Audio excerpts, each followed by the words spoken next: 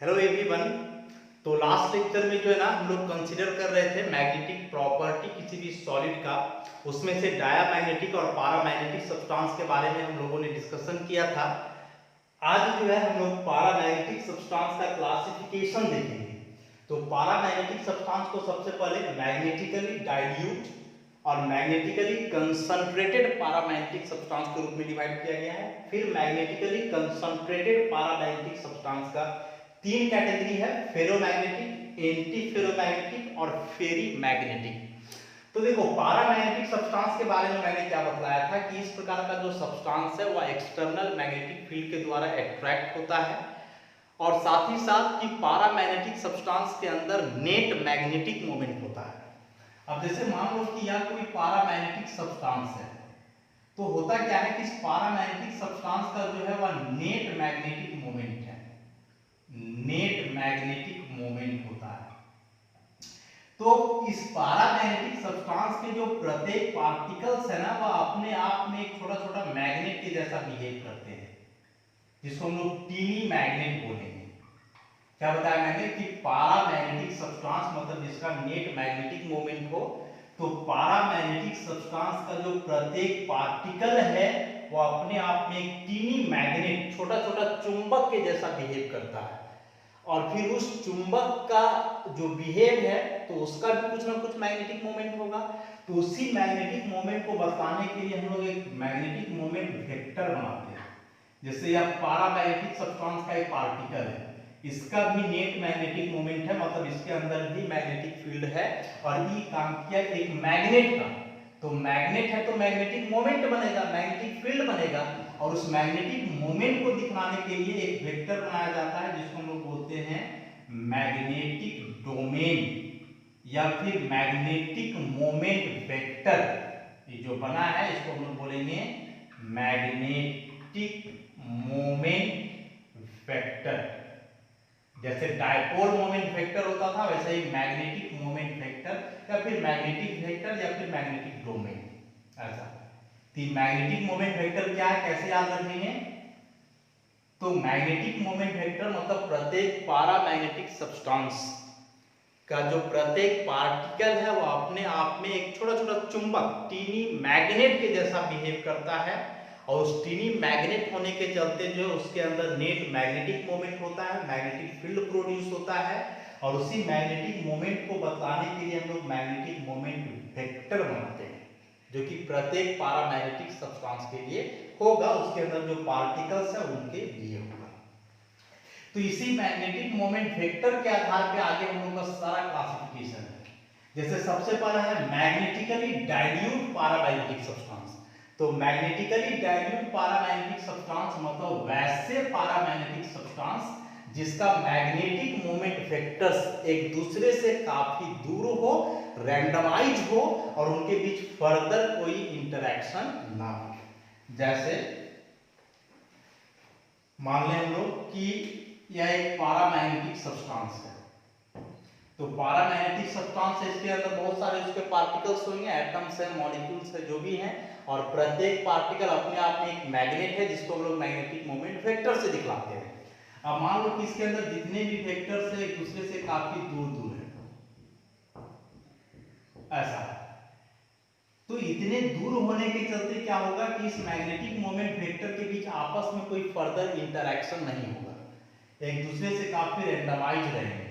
तो यदि किसी पैरामैग्नेटिक सब्सटेंस में उनके जितने भी मैग्नेटिक मोमेंट वेक्टर्स हैं एक दूसरे से काफी दूर हों, उनके बीच कोई फर्दर इंटरेक्शन ना हो, तो वैसे सब्सटेंस को बोला जाता है magnetically dilute paramagnetic substance. Example के लिए जितने भी गैसियस पैरामैग्नेटिक सब्सटेंस हैं जैसे ऑक्सीजन गैस, NO गैस, तो ये सभी जो है मैग्नेटिकली डाइल्यूट पैरामैग्नेटिक सब्सटेंस के अंदर आते हैं। मैग्नेटिकली कंसंट्रेटेड की बात करें हम लोग, तो मैग्नेटिकली कंसंट्रेटेड में क्या होता है कि इसके अंदर जो मैग्नेटिक मोमेंट वेक्टर्स होते हैं ना वे एक दूसरे से काफी नजदीक होते हैं। डायरेक्शन कोई भी हो सकता है लेकिन एक दूसरे से काफी नजदीक रहते हैं, इस तरह से काफी नजदीक होंगे एक दूसरे से। तो यदि किसी सब्सटेंस में जितने भी मैग्नेटिक मोमेंट वेक्टर्स हैं वे एक दूसरे से सफिशिएंटली क्लोज हो, एक दूसरे से नजदीक हो ताकि उनके बीच फर्दर इंटरेक्शन हो सके, तो वैसे सब्सटेंस को हम लोग बोलेंगे मैग्नेटिकली कंसंट्रेटेड पैरामैग्नेटिक सब्सटेंस, और इस टाइप के सब्सटेंस जनरली सॉलिड्स होते हैं। तो इनका फर्दर क्लासिफिकेशन है फेरोमैग्नेटिक, एंटी फेरोमैग्नेटिक और फेरीमैग्नेटिक सब्सटेंस। तो देखो, यदि किसी मैग्नेटिकली कंसंट्रेटेड पैरामैग्नेटिक सब्सटेंस को एक्सटर्नल मैग्नेटिक फील्ड में प्रोड्यूस किया जाए, मतलब एक्सटर्नल मैग्नेटिक फील्ड में रखा जाए, क्या बताया मैंने कि यदि किसी मैग्नेटिकली कंसंट्रेटेड पैरामैग्नेटिक सब्सटेंस को एक्सटर्नल मैग्नेटिक फील्ड में प्लेस किया जाए, रखा जाए, जैसे मान लो कि यह एक्सटर्नल मैग्नेटिक फील्ड है ऐसा, और इसमें आप रख रहे हो मैग्नेटिकली कंसंट्रेटेड पैरामैग्नेटिक सब्सटेंस को जिसके अंदर वेक्टर्स इस प्रकार से है ऐसा। तो यदि किसी मैग्नेटिकली कंसंट्रेटेड पैरामैग्नेटिक सब्सटेंस को एक्सटर्नल मैग्नेटिक फील्ड में रखते हो और रखने के बाद इनके अंदर जितने भी मैग्नेटिक मोमेंट वेक्टर्स हैं ये सभी अपने आप को सेम डायरेक्शन में अरेंज कर ले, तो वैसे सब्सटेंस को बोलेंगे फेरोमैग्नेटिक। मतलब देखो, स्टार्टिंग में इसका अरेंजमेंट इस प्रकार से है, लेकिन जब मैग्नेटिक फील्ड में रखेंगे ना इसके वेक्टर का अरेंजमेंट इस प्रकार से नहीं रहेगा, ये सारे वेक्टर्स अपने आप को देखो एक डायरेक्शन में अरेंज कर लेंगे ऐसा, इस प्रकार से। तो यदि किसी पैरामैग्नेटिक सब्सटेंस को मैग्नेटिक फील्ड में रखें और रखने के बाद उनके सारे मैग्नेटिक मोमेंट वेक्टर्स अपने आप को एक ही डायरेक्शन में अरेंज कर लें, तो वैसे सब्सटेंस को बोला जाएगा फेरोमैग्नेटिक सब्सटेंस। तो if the magnetic moment vectors of A paramagnetic substance arrange themselves spontaneously in the same direction when placed in an external magnetic field is called ferromagnetic substance। कि वह सब्सटेंस जिसके अंदर जितने भी मैग्नेटिक मोमेंट वेक्टर्स हैं, या फिर वह पैरामैग्नेटिक सब्सटेंस जिनके अंदर जितने भी मैग्नेटिक मोमेंट वेक्टर्स हैं वे सारे वेक्टर्स अपने आप को एक ही डायरेक्शन में अरेंज कर ले मैग्नेटिक फील्ड में रखने के बाद, तो वैसे सब्सटेंस को हम लोग बोलेंगे फेरोमैग्नेटिक सब्सटेंस। तो हम लोग देख रहे हैं कि फेरोमैग्नेटिक सब्सटेंस में जितने भी वेक्टर्स बन रहे हैं सबका डायरेक्शन क्या है, सेम ऐसा। तो सब वेक्टर का डायरेक्शन सेम है, इसका मतलब कि इस प्रकार के जो सब्सटेंस का रिजल्टेंट मैग्नेटिक मोमेंट होगा वह क्या होगा, बहुत हाई होगा, resultant magnetic moment very. Vector का प्रॉपर्टी है कि यदि बहुत सारे वेक्टर्स हैं सबका डायरेक्शन सेम है, तो जब इसका रिजल्टेंट मैग्नीट्यूड निकालोगे तो वह बहुत ज्यादा आएगा। तो सेम चीज यहाँ है कि जो फेरोमैग्नेटिक सब्सटेंस है इसके अंदर जितने भी मैग्नेटिक मोमेंट वेक्टर्स हैं सबका डायरेक्शन सेम होता है, इसलिए जो रिजल्टेंट मैग्नेटिक मोमेंट है उसका वैल्यू बहुत ज्यादा होगा और इस प्रकार का सब्सटेंस मैग्नेट के द्वारा स्ट्रांगली अट्रैक्ट होगा। एग्जांपल के लिए आयरन, कोबाल्ट, निकेल, तो इस टाइप के जो सब्सटेंस है एक फेरोमैग्नेटिक सब्सटेंस के अंतर्गत आते हैं। अब जो बात है कि जो फेरोमैग्नेटिक सब्सटेंस होता है ना, तो इस फेरोमैग्नेटिक सब्सटेंस के अंदर या जो ऑर्डर्ड अरेंजमेंट है मैग्नेटिक मोमेंट वेक्टर्स का, या ऑर्डर्ड अरेंजमेंट एक सर्टेन टेम्परेचर तक ही पॉसिबल है। यदि टेम्परेचर उस टेम्परेचर से बढ़ा दोगे तो फिर जो इसका ओरिएंटेशन है, जो इसका सजावट है, रैंडमाइज कर जाएगा, मतलब ये फिर से पहले के जैसा हो जाएगा ऐसा। और उस केस में यह एक फेरोमैग्नेटिक सब्सटेंस न रह करके एक नॉर्मल पैरामैग्नेटिक सब्सटेंस के जैसा बिहेव करेगा। कोई पूछे कि नॉर्मल पैरामैग्नेटिक सब्सटेंस और फेरोमैग्नेटिक सब्सटेंस में क्या अंतर है, तो यही बात बोलना है कि जो नॉर्मल पैरामैग्नेटिक सब्सटेंस होता है उसके अंदर जो मैग्नेटिक मोमेंट वेक्टर्स होते हैं वे रैंडम होते हैं, इधर उधर सबका डायरेक्शन रहता है। लेकिन जो फेरोमैग्नेटिक सब्सटेंस है उसके अंदर जो मैग्नेटिक मोमेंट होते हैं, उस मैग्नेटिक मोमेंट वेक्टर्स जो होते हैं उन सबका डायरेक्शन क्या रहता है, सेम रहता है। मतलब एक नॉर्मल पैरामैग्नेटिक सब्सटेंस की तुलना में जो फेरोमैग्नेटिक सब्सटेंस होगा ना, इसका नेट मैग्नेटिक मोमेंट बहुत ज्यादा होगा। यह स्ट्रांगली अट्रैक्ट होगा मैग्नेट के द्वारा और यह जो है वीकली अट्रैक्ट होगा, जो नॉर्मल पैरामैग्नेटिक सब्सटेंस रहेगा सो। तो अभी क्या बताया कि जो इस प्रकार का ऑर्डर्ड अरेंजमेंट होता है मैग्नेटिक मोमेंट वेक्टर्स का किसी भी पैरामैग्नेटिक सब्सटेंस के अंदर,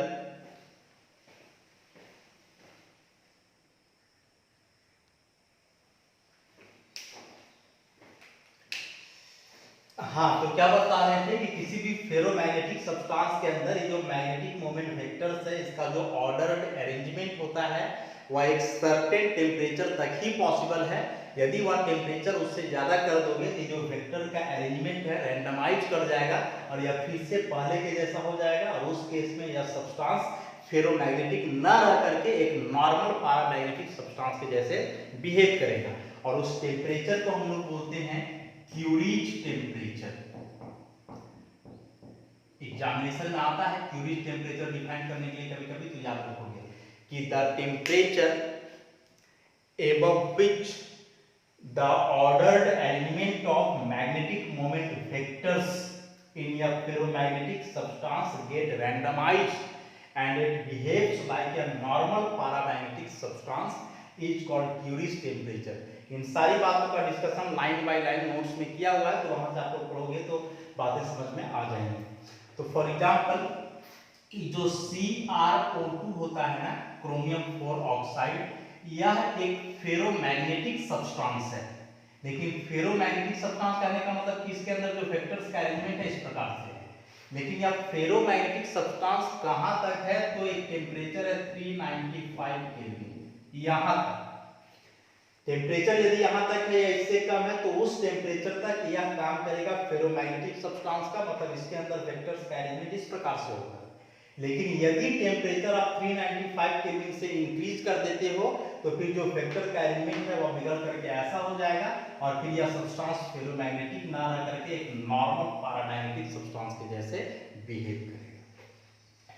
तो ये था फेरोमैग्नेटिक सब्सटेंस के बारे में। अब हम लोग का अगला है एंटी फेरोमैग्नेटिक सब्सटेंस। तो देखो एंटी का मतलब होता है उल्टा।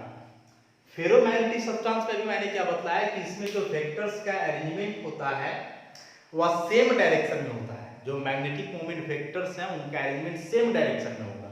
तो एंटी मतलब अपोजिट डायरेक्शन में होगा। तो अपोजिट में भी इक्वल नंबर, यदि कोई एंटी फेरोमैग्नेटिक सब्सटेंस है जिसके अंदर जो वेक्टर का अरेंजमेंट है वो अपोजिट डायरेक्शन में, एक ऊपर एक नीचे, फिर एक ऊपर एक नीचे, फिर एक ऊपर एक नीचे, इस प्रकार से होगा। तो यदि किसी पैरामैग्नेटिक सब्सटेंस को मैग्नेटिक फील्ड में रखा जाए और उस दरमियान उसके अंदर जो मैग्नेटिक मोमेंट वेक्टर्स हैं वे अपने आप को अपोजिट डायरेक्शन में अरेंज कर ले इन इक्वल नंबर, मतलब यदि 4 वेक्टर का डायरेक्शन ऊपर है तो 4 का ही नीचे होगा, तो वैसे सब्सटेंस को हम लोग बोलेंगे anti ferromagnetic substance. So the substance whose magnetic moment vectors arrange themselves spontaneously in opposite directions in equal number when placed in an external magnetic field is called an antiferromagnetic substance। चूंकि vectors का direction opposite है तो जैसे जैसे temperature decrease करोगे ना तो temperature घटाने के साथ जो इसका नेट मैग्नेटिक मोमेंट है वो 0 के बराबर हो जाएगा और नेट मैग्नेटिक मोमेंट 0 के बराबर हो जाएगा, कहने का मतलब फिर यह मैग्नेट के द्वारा अट्रैक्ट नहीं होगा। तो एंटी फेरोमैग्नेटिक सब्सटेंस मैग्नेट के द्वारा अट्रैक्ट होंगे लेकिन लोवेस्ट टेम्परेचर पे नहीं। टेम्परेचर थोड़ा ज्यादा होना चाहिए तब। जैसे जैसे टेम्परेचर घटाओगे तो टेम्परेचर घटाने से इसका नेट मैग्नेटिक मोमेंट का वैल्यू भी घटेगा और वैसे वैसे इसका जो मैग्नेटिक फील्ड की ओर अट्रैक्शन है वह धीरे धीरे कम होते जाएगा। अब एग्जांपल्स की बात करें तो जितने भी ट्रांजिशन मेटल ऑक्साइड्स होते हैं, most of the transition metal oxide, ferrous oxide है, फेरिक ऑक्साइड है या फिर निकेल ऑक्साइड है, जिंक ऑक्साइड है, वैनेडियम पेंटा ऑक्साइड है। तो जो ट्रांजिशन मेटल ऑक्साइड्स होते हैं, most of the transition metal oxides are anti ferromagnetic substance, सभी एंटी फेरोमैग्नेटिक सब्सटेंस होते हैं। अब जो एंटी फेरोमैग्नेटिक सब्सटेंस है इसके अंदर भी देख रहे हो कि वेक्टर्स का जो है ना कुछ फिक्स्ड अरेंजमेंट है। तो यह जो फिक्स्ड अरेंजमेंट है ये भी एक सर्टेन टेम्परेचर तक ही पॉसिबल है। यदि वह टेम्परेचर उस सर्टेन वैल्यू से इंक्रीज कर दोगे तो फिर जो यहाँ वेक्टर का अरेंजमेंट है वो रैंडमाइज कर जाएगा और जब वेक्टर का अरेंजमेंट रैंडमाइज कर जाएगा तो वह एंटी फेरोमैग्नेटिक सब्सटेंस ना रह करके वह काम करेगा एक नॉर्मल पैरामैग्नेटिक सब्सटेंस के जैसा। और इस केस में इस टेम्परेचर को हम लोग बोलेंगे नील्स टेम्परेचर, नील्स टेम्परेचर ऐसा। So the temperature above which the magnetic moment vectors of an antiferromagnetic substance get randomized and it behaves like a normal paramagnetic substance is called Nil's temperature। कि वह temperature जिस पर किसी भी anti ferromagnetic substance के जो magnetic moment vectors हैं वे randomise कर जाए, मतलब इधर उधर हो जाए उनका अरेंजमेंट, और वह एक नॉर्मल पारामैग्नेटिक सब्सटेंस के जैसा बिहेव करने लगे, तो उसी टेम्परेचर को बोला जाएगा नील्स टेम्परेचर। फॉर एग्जांपल ये जो निकेल ऑक्साइड है, इस निकेल ऑक्साइड के लिए नील्स टेम्परेचर होता है 395 केल्विन। मतलब जो निकेल ऑक्साइड है वह एंटी फेरोमैग्नेटिक सब्सटेंस के जैसे बिहेव करेगा टेम्परेचर जब 395 केल्विन के नीचे हो। यदि टेम्परेचर इसे बढ़ा दोगे तो इसके अंदर जो वेक्टर का एलिमेंट है इस प्रकार से रैंडमाइज कर जाएगा, वेक्टर्स इधर उधर हो जाएंगे और फिर वह इस तरह से एलिमेंट होकर के नॉर्मल पैरामैग्नेटिक सब्सटेंस के जैसा बिहेव करेगा। और एक लास्ट हम लोग का है फेरी मैग्नेटिक सब्सटेंस। फेरी मैग्नेटिक सब्सटेंस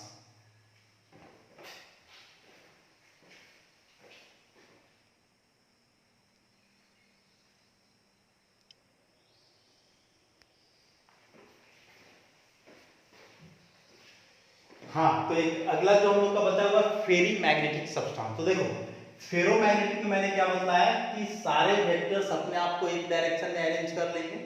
एंटी फेरोमैग्नेटिक में मैंने क्या बताया कि इसमें जो मैग्नेटिक मोमेंट वेक्टर्स होते हैं अपोजिट डायरेक्शन में अरेंज करेंगे और वो भी इक्वल नंबर में, यदि 3 वेक्टर ऊपर है तो 3 वेक्टर नीचे है, ऐसा।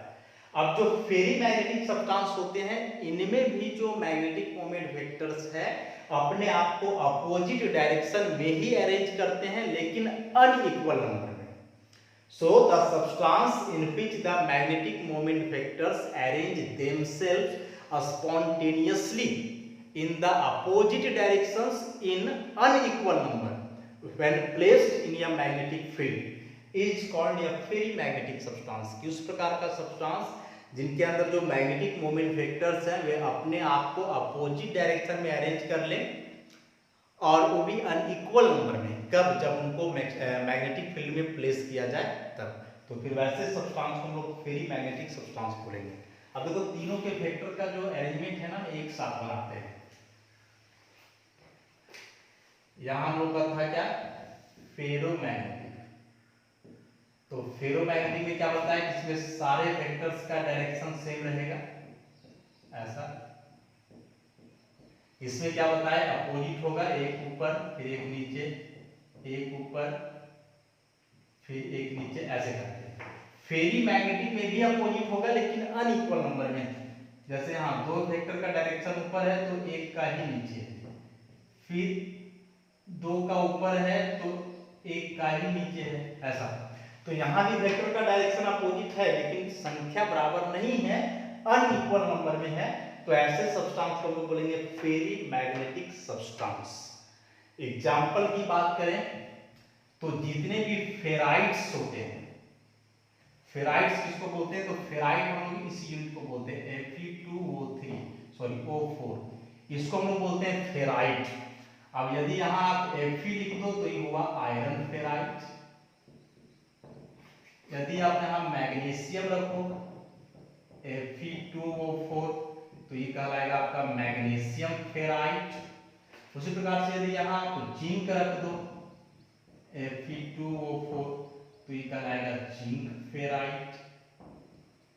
तो जितने भी फेराइट्स होते हैं ना वे सभी फेरी मैग्नेटिक सब्सटेंस होते हैं। इसी में आप रखोगे ना फेरी मतलब फेराइट।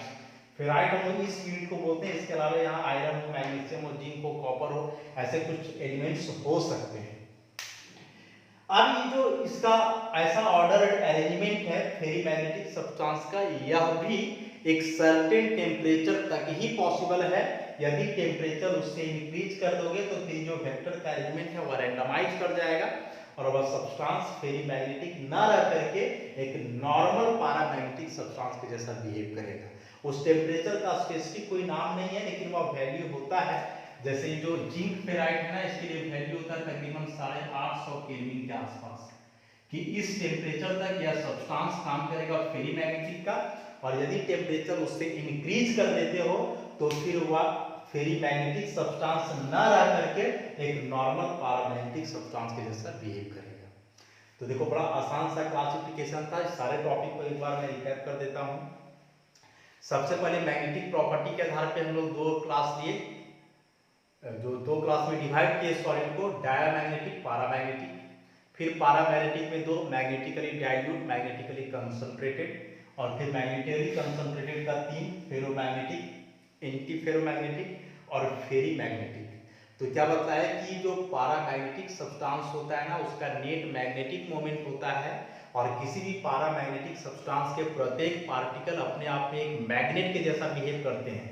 अब चूंकि मैग्नेट है, मैग्नेटिक फील्ड प्रोड्यूस करेगा, उसके लिए मैग्नेटिक मोमेंट दिखलाएंगे, तो उसी मैग्नेटिक मोमेंट को बताने के लिए हम लोग मैग्नेटिक मोमेंट वेक्टर्स बनाते हैं, और इसी वेक्टर्स का अरेंजमेंट के आधार पे जो है ना पैरामैग्नेटिक सब्सटेंस का क्लासिफिकेशन है कि यदि ये सारे वेक्टर्स अपने आप को एक दूसरे से काफी दूर रखते हैं, एक दूसरे से काफी दूर, फार अपार्ट, ताकि इनके बीच फर्दर कोई इंटरेक्शन ना हो, तो वैसे सब्सटेंस को मैग्नेटिकली डाइल्यूट, और यदि किसी सब्सटेंस का जो मैग्नेटिक मोमेंट वेक्टर्स है वह एक दूसरे से नजदीक हो ताकि उनके बीच फर्दर कोई इंटरेक्शन हो सके, तो उसको बोलेंगे मैग्नेटिकली कंसंट्रेटेड।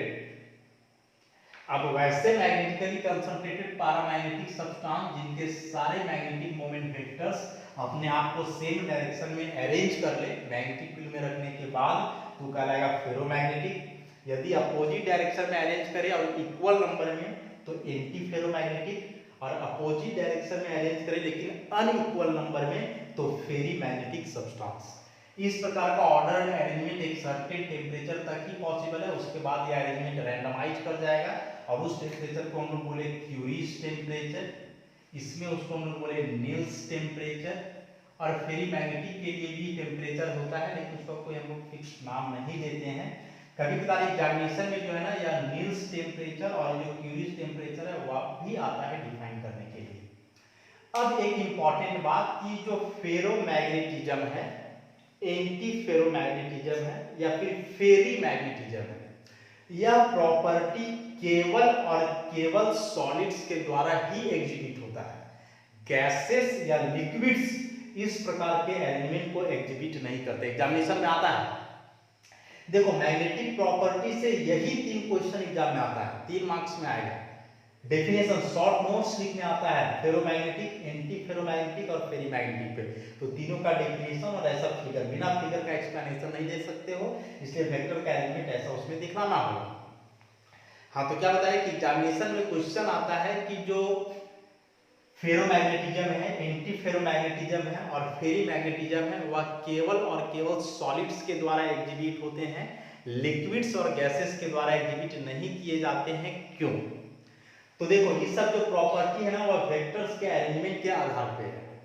अब जो गैसेस और लिक्विड्स होते हैं, तो चूंकि उनके पार्टिकल्स काफी फास्ट मूव करते हैं in comparison to solid. Solid के पार्टिकल्स तो मूव ही नहीं करते ना, उनका केवल पढ़े हम लोग की वाइब्रेटरी मोशन होता है, ट्रांसलेटरी मोशन तो होता नहीं है।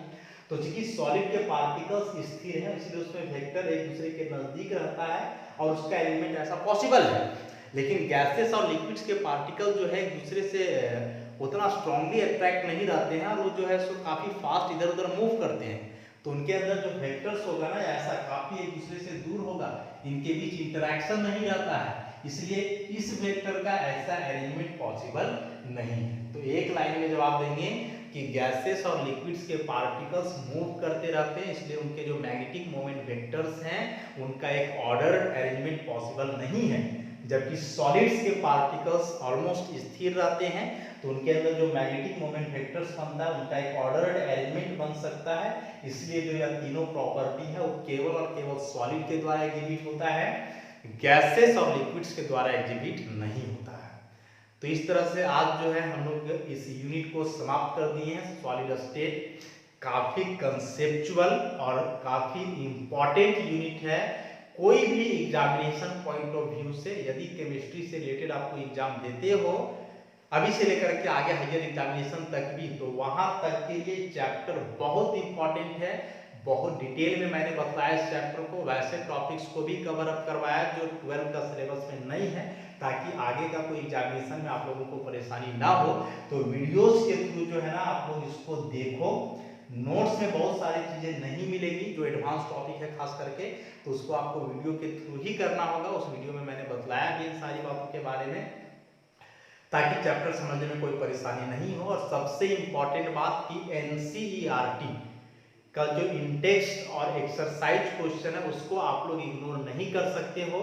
हालांकि सारे क्वेश्चन का आंसर जो है नोट्स में किया हुआ है, बस उसी को क्वेश्चन आंसर का फॉर्म देना है।